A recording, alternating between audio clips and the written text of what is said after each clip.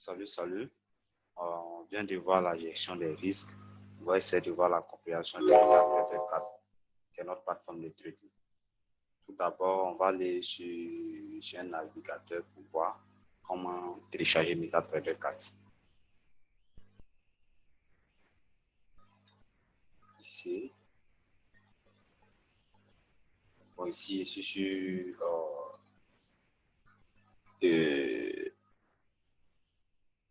sur Internet Explorer, voilà, le navigateur de Microsoft. Bon, on peut aller sur Google Chrome, que ce soit Mozilla, bon, tout est pareil. Donc, si on vient sur le navigateur, qu'est-ce qu'on peut faire? Et pour télécharger MT4, il faut aller sur la plateforme d'un broker. Un broker qui va nous donner le lien pour télécharger MT4. Donc ici, par exemple, je suis allé voir, je suis allé sur la plateforme de AvaTrader, AvaTrader qui est un broker, AvaTrader et AXN. Ce sont les deux brokers que j'utilise. Donc vous partez, vous mettrez, vous remplissez avatrader.com. Si vous lancez, vous aurez une image comme ça. Donc il suffit de cliquer sur le compte de nos comptes. Et si vous allez remplir, bon, comme c'est un compte de démonstration, il n'y a pas besoin de véritable nom, vous remplissez comme vous voulez, vous mettez vos mails et votre numéro. Donc, si vous finissez, si vous lancez, alors vous allez avoir un message sur votre mail, un message de confirmation. Après confirmation, vous aurez le lien qui va vous permettre de télécharger AvaTrader sur votre graphique. Donc, si vous finissez de télécharger AvaTrader, et MetaTrader, vous aurez ça va vous aurez voilà, vous aurez ça. Donc vous allez avoir quelque chose comme ça et vous allez rentrer ici fichier se connecter au compte de trading ou bien ouvrir un compte. Vous rentrez dans ouvrir un compte, vous allez avoir ici quand ils vont vous donner les login et puis mot de passe et login, vous vont vous donner un serveur, vous aurez AvaTrader démo, vous aurez AvaDemo 2, AvaDemo réel, tout ça. Alors donc vous regardez le serveur, vous venez ici, vous faites suivant, vous cliquez sur le serveur. Si par exemple le serveur c'est AvaDemo, vous cliquez sur AvaDemo, vous faites suivant compte de trading existant, vous faites cliquer ici, vous mettez le login et le mot de passe. Voilà, et puis terminer à la fin. Dès que vous terminez net, vous allez voir qu'il va commencer à avoir des chiffres ici. Donc si ça commence à apparaître, c'est que vous êtes connecté. Voilà, donc si vous êtes sur votre MetaTrader 4, ici par exemple, c'est l'observation du marché. C'est ici je trouve les devises qu'on va trader. Les différentes devises qu'on va trader se trouvent ici, les paires de devises. Les paires de devises. Bon, si on veut prendre, ici on a création d'un nouveau graphique.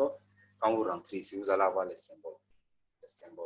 Les Forex. Voilà, Forex, c'est le marché des devises. Vous allez avoir les indices tels que le CAC 40, le Nasdaq, le S&P 500.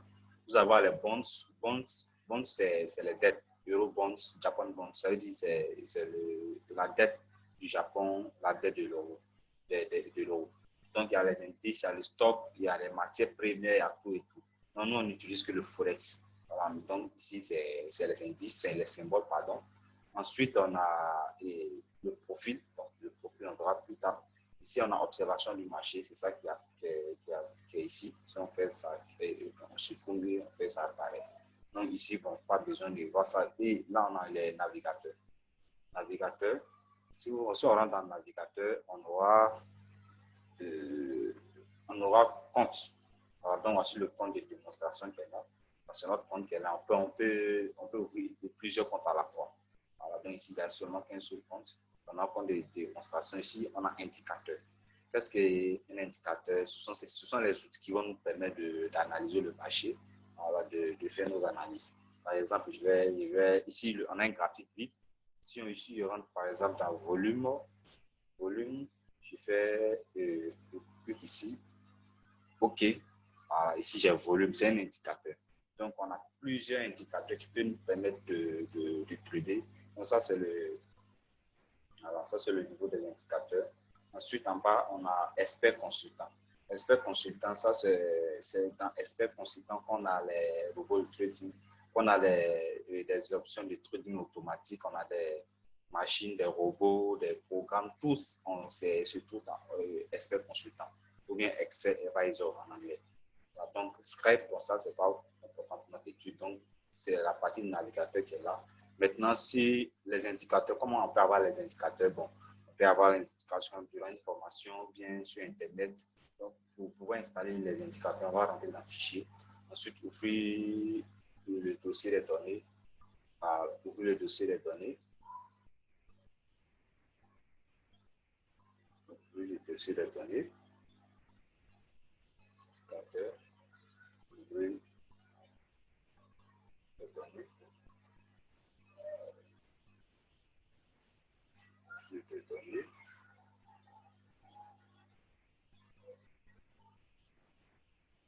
Là, le dossier des données. Ici, on a LQL4. LQL4, on clique sur LQL4 et on a indicateur. On vient ici et on installe les indicateurs qu'on va voir sur Internet ou bien par les forums ou dans les formations. Ensuite, les experts advisors ou bien les experts consultants, c'est ici. On rentre dans experts, on les installe. Voilà. Donc, on va voir aussi d'autres choses qu'on appelle les templates.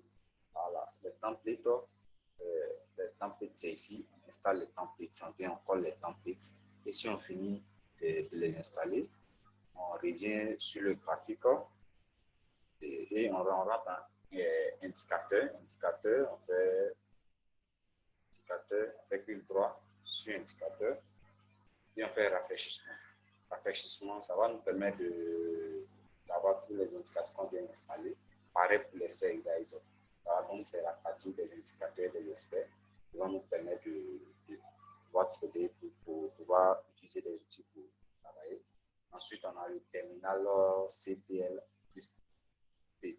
Donc, ici, dans le terminal, c'est ici, on va observer notre compte. Ici, par exemple, on a le seul compte démo. On va te donner 100 000 $ fictifs pour le compte démo. C'est notre compte démo qui est là. Si on lance un trade, pardon, et si on lance un trade, le trade va apparaître ici. On aura le trade ici. On voit le trade apparaît. On a fait un sell. C'est sur le Nasdaq. On a tous les éléments qui sont là ici. Le stop loss, on a mis un stop loss, le take profit. Donc ici, on va voir solde, fonds, marge disponible, marge limite. Donc ici, il va nous permettre d'observer nos trades, pouvoir couper nos trades. On peut couper nos trades également ici, en supprimant carrément, en faisant ça. Voilà. Je viens ouvrir le compte. Voilà. Et en supprimant.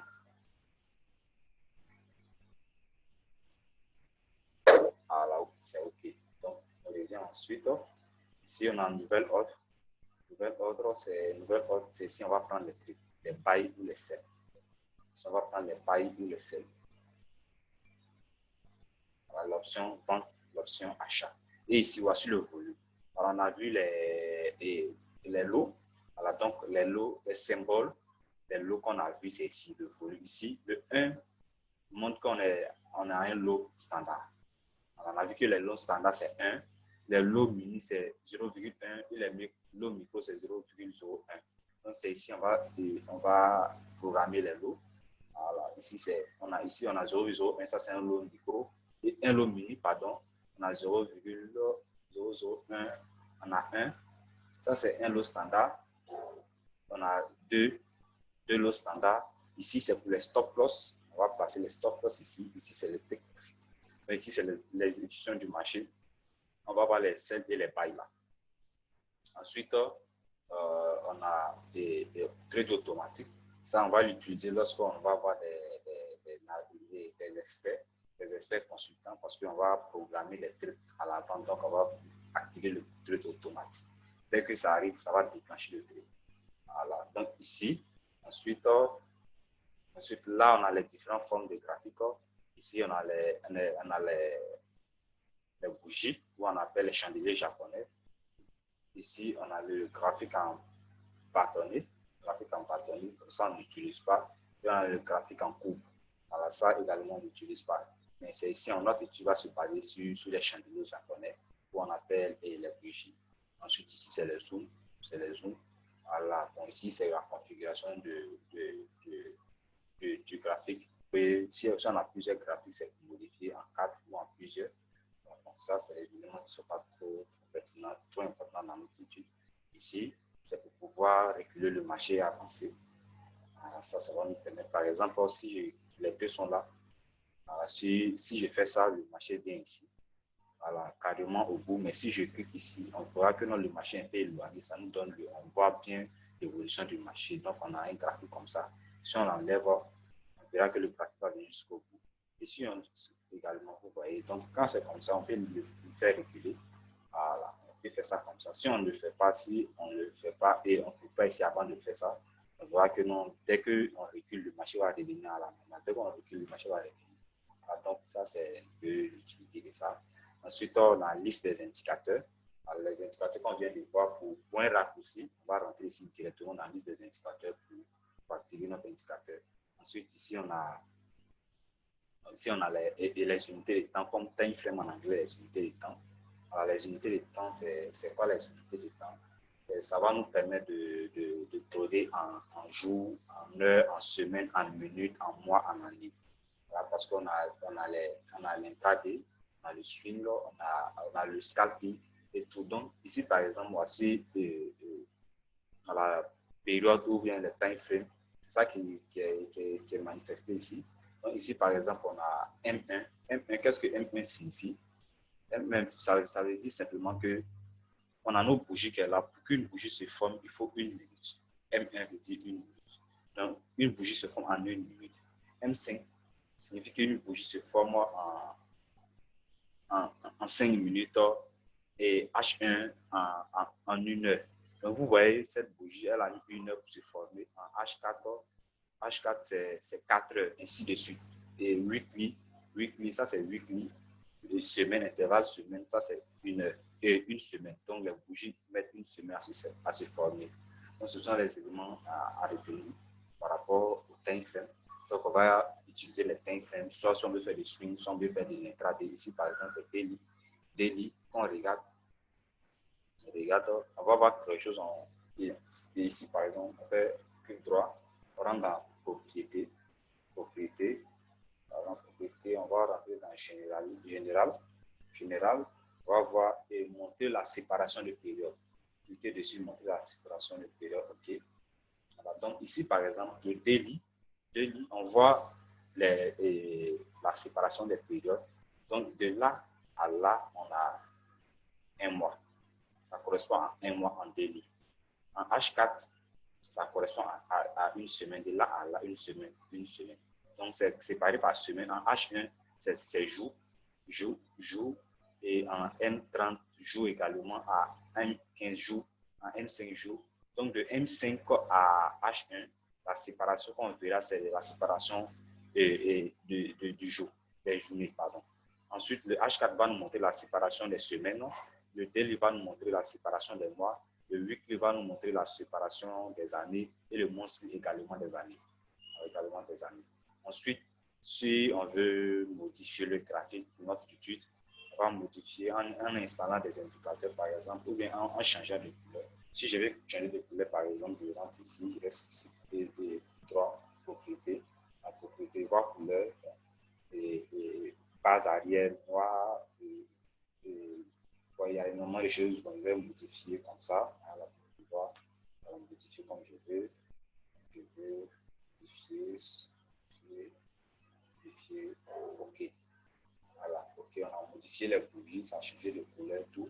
Donc, si on veut enregistrer ça pour ne pas perdre, lorsqu'on va se déconnecter, on fait circuit droit, on rentre dans modèle. On rentre ici, on fait changer et enregistrer le modèle. OK. Enregistrement de modèle. Alors, on donne un nom. On va mettre AB. AB, par exemple, on enregistre AB. Alors, donc, AB est enregistré. Si on veut revenir en fait modèle et clic droit modèle, on cherche voilà, AB ici, on rentre dans AB, on aura notre graphique complet.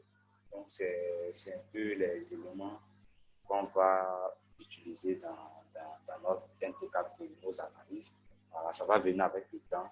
avec la main. Et le plus souvent, avec le temps qu'on va utiliser MT4, on va apprendre à la maîtriser. Voilà, donc, et ici, c'est pour les ordinateurs. Il y a également pour les téléphones mobiles. Voilà, donc, on verra ça plus tard. Ici, c'est pour les ordinateurs. Bon, il y a énormément de choses à retenir. Et on n'a pas besoin de tout retenir sur MT4, mais les éléments qu'on aura besoin pour notre étude. Donc, bon, ici, par exemple, on a les formes, les dessins pour dessiner une droite horizontale, par exemple. Ici, une droite verticale, là, une droite oblique.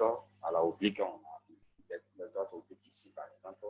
Et on a également, ici, on a insertion, c'est les formes pour pouvoir dessiner.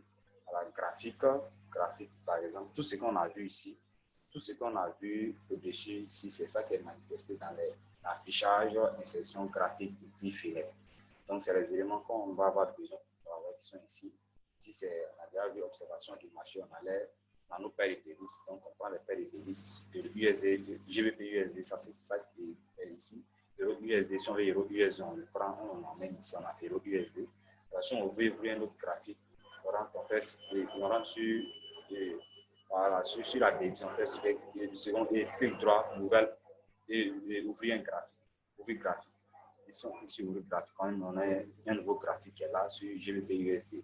Alors, donc, c'est un peu ça, MT4, voilà, on va apprendre avec le temps, vous allez apprendre à la maîtriser. Ok, donc, on va s'arrêter là pour aujourd'hui. On va essayer de la prochaine fois. Merci.